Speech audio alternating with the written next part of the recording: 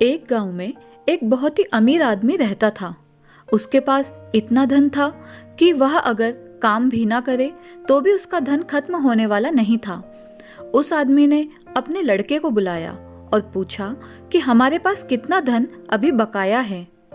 वह लड़का कुछ दिन के बाद अपनी सारी संपत्ति का विवरण लेकर अपने पिताजी के पास आया और कहने लगा कि हमारे पास इतना धन है कि हमारी आने वाली 5 पीढ़ियों तक किसी को भी चिंता करने की कोई आवश्यकता नहीं है।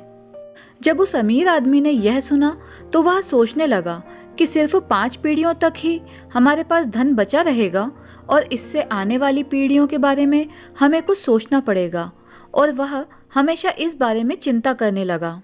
इस कारण उस अमीर आदमी की तबीयत धीरे धीरे खराब होने लगी और वह बहुत ज़्यादा चिंता करने की वजह से बीमार पड़ गया।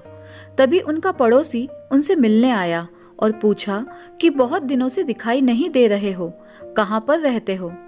अमीर आदमी ने सारी बात अपने पड़ोसी को बताई और तब उसका पड़ोसी बोला कि हमारे गांव में एक साधु महात्मा जी आए हैं और वह आपकी समस्या का निवारण कर सकते हैं, आपको मिलना चाहिए। फिर वह अमीर आदमी साधु महाराज जी के पास गया और अपनी समस्या के बारे में उन्हें बताया। साधु महाराज जी ने समस्या सुनी तो हंसने लगे। साधु महाराज जी को हंसता हुआ देखकर अमीर आदमी सोचने लगा कि यह मेरी चिंता का मजाक उड़ा रहे हैं। फिर साधु महात्मा जी ने उन्हें समझाया और कहा कि हमें आने वाले समय को देखकर काम करना चाहिए, ना कि चिंता करनी चाहिए। अगर हम अपने भविष्य की चिंता करेंगे तो हम जीवन में कभी भी खुशी से अपना जीवन व्यतीत नहीं कर सकते। हमें कल के बारे में क्या पता हमारे साथ क्या होने वाला है। तुम्हारी बातों से तो लग रहा है कि तुम्हें 5 पीढ़ियों की चिंता हो रही है, जबकि तुम्हें यह भी नहीं मालूम कि तुम्हारे साथ कल क्या हो सकता है। इसीलिए तुम्हें आज के जीवन में खुशी ढूंढनी चाहिए, ना कि भविष्य में।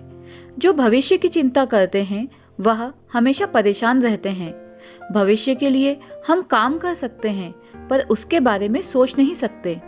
इसीलिए तुम्हें अपना जीवन आज के हिसाब से जीना चाहिए, ना कि भविष्य के हिसाब से। अब वह आदमी समझ चुका था कि मुझे चिंता करने की आवश्यकता नहीं है, इसीलिए उसके बाद वह खुशी खुशी रहने लगा।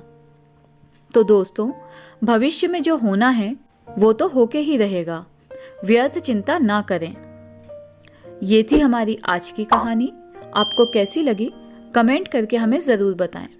धन्यवाद।